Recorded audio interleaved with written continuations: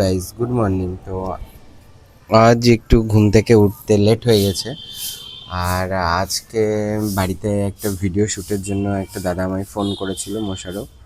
তো আসবে, আর আমায় বলেছে যে একটা ক্যারেক্টার করতে, বাট আমি সেরকম অ্যাক্টিং ফ্যাক্টিং পারি না।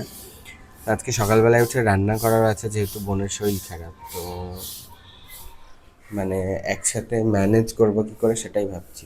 তো আমি আজ ডিমের ঝোল আর ডাল রান্না করব, ব্যাস, আর কিছু করব না। এই হচ্ছে আজকে বার্থডে বয়ের কেক। তো কেকটা একটু পরে কাটবো। জিতু,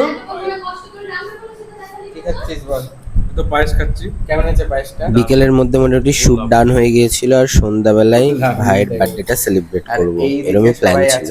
বলছি রুমে, আর এই যে আজকের বার্থডে বয়। বার্থডে বয়, কিছু বলবি? কিছু বলার নেই।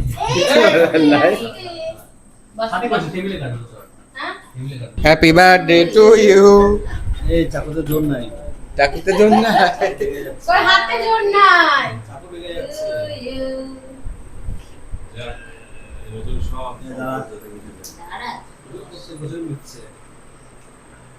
হয়ে গেছে।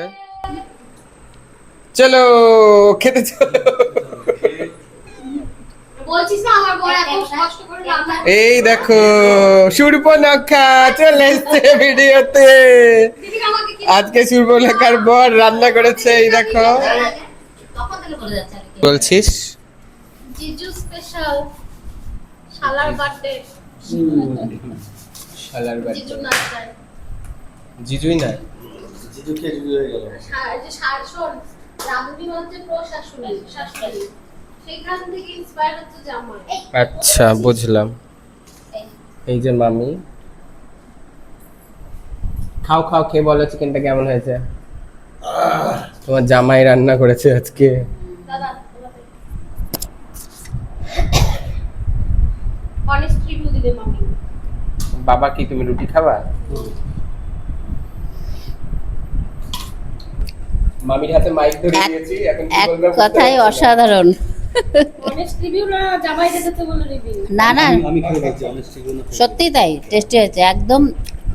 তোমাদের হাতে খুব ব্যথা আমি জানি, আর কে কোথা থেকে দেখছো একটু কমেন্ট করো।